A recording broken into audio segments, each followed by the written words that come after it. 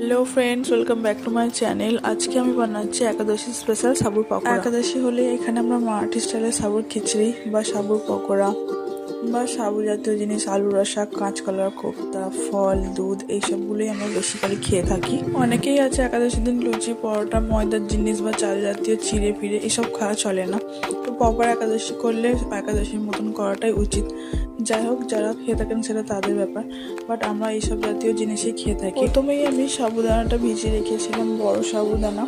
সেই সাবুদানাটা একটু কাঁচা লঙ্কা নুন দিয়ে আমি প্রথমে পেস্ট করে নিয়েছি, দেখেছো।